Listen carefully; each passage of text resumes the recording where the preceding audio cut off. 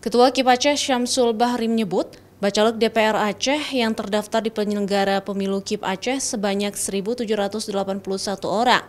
Dari jumlah itu, bacalek yang mengikuti tahapan uji baca Al-Quran sebanyak 1.776 orang, sedangkan 5 orang lainnya beragama non-Muslim.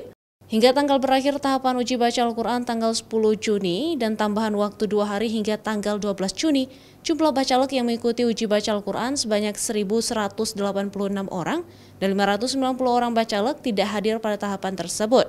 Syamsul Bahri menyebut alasan yang disampaikan oleh partai politik kenapa bacalek tidak hadir dalam tahapan uji baca Al-Quran.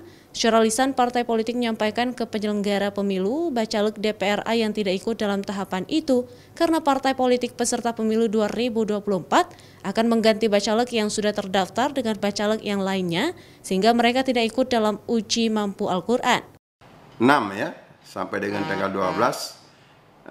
Kita lakukan cuman sebenarnya dari tanggal 6 sampai tanggal 10 itu kewajiban ya yang harus hadir, sudah kita bagi 1 hari 2 dapil. Nah, kemudian dengan berbagai alasan ada beberapa partai politik yang tidak bisa hadir.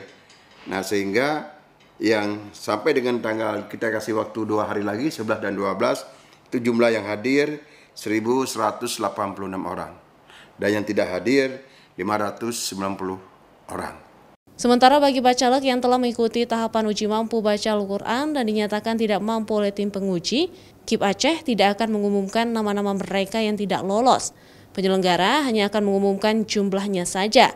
Selanjutnya KIP Aceh akan membuat berita acara kepada parpol untuk mengganti bacalek yang tidak lolos dalam uji mampu baca Al-Quran ini dengan bacalek-bacalek lainnya.